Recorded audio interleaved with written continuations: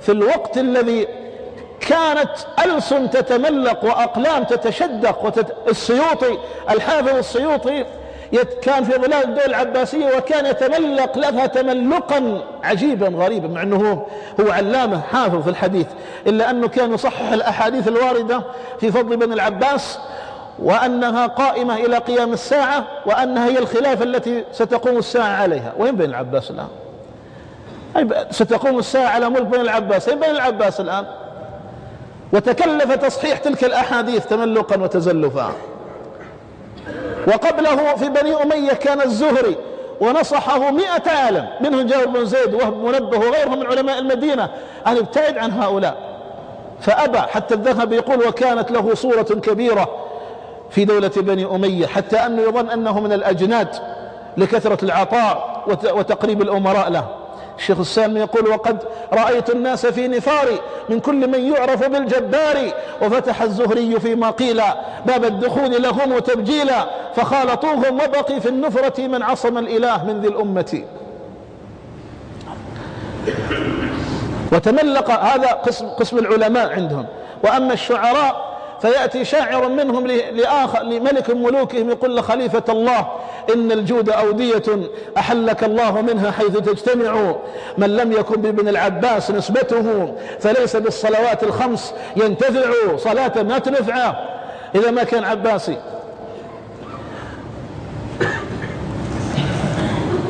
ويقول آخر لآخر يقول أنت الذي تنزل الأقدار منزلها، أنت الذي تنزل الأقدار منزلها وتنقل الدهر من حال إلى حال، وما مددت مدى طرف إلى أحد إلا قضيت بأرزاق وآجال. بقيت لله خيبك الله، إلا قضيت بأرزاق وآجال. هذا ما عرف عند هؤلاء الناس.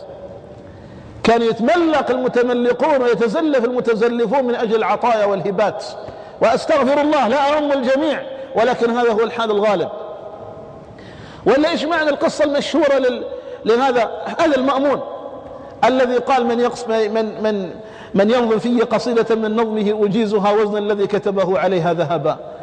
من مال أبوك هذا وارثنا، تعطي الناس من أجل قصيدة كتبوا لك. يقول من ينظم لك، من أين تأتي بهذا المال تعطيه الشعراء الذين يمدحونك ويثنون عليك؟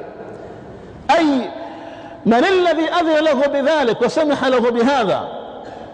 كانوا يعبثون بأموال المسلمين من أجل رغباتهم ونزعاتهم، وأولئك يتزلفون ويتملقون لهم. ومضى الركب، بل مضى الركبان، ركب أهل الحق والاستقامة ثابت إلى هنا وإلى قيام الساعة بإذن الله. ومضى الركب الآخر أمة بعد أمة إلى أن يأتي آت ويقول لها ما شئت لا ما شاءت الأقدار، فاحكم فأنت الواحد القهار.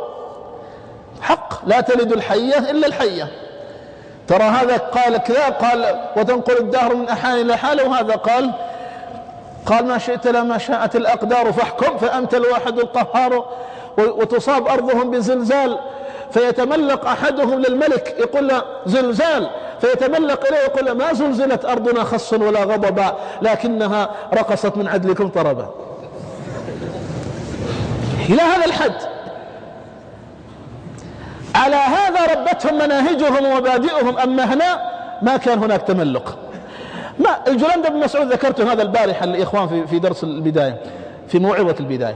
قلت أن الجلندة ذرفت من عينه دمعة في حد طبقه في أبناء عمومته. أبناء عمومته وجب عليهم حد، فطبق الحد فرق قلبه فذرفت عينه، فرآه أهل الحل والعقد قالوا اعزلوه ما ينفع هذا. في دمعة شيء تملق، عزلوه. قال أرق في حدود الله يا جلندة، فعزل. ثم بعد ذلك ما رأوا أفضل من الجلندة فأعادوه مرة أخرى. يقول الشيخ السالمي رحمه الله والمسلمون عزلوا الجلندة فزال عنهم وما تعدى، غدا كواحد من الشراة ينسي ويصبحن في الثقات للاختبار، عزلوه لا سوى فطلبوا الرجعة منه فالتوى، ولم يفكوه إلى أن رجع لأمرهم فقام فيهم ودعا. هؤلاء الذين عرفوا الدين وتمسكوا به واستعلوا به، عرفوه وعرفتهم بقاع الدنيا. نشروا الإسلام في الصين وفي الهند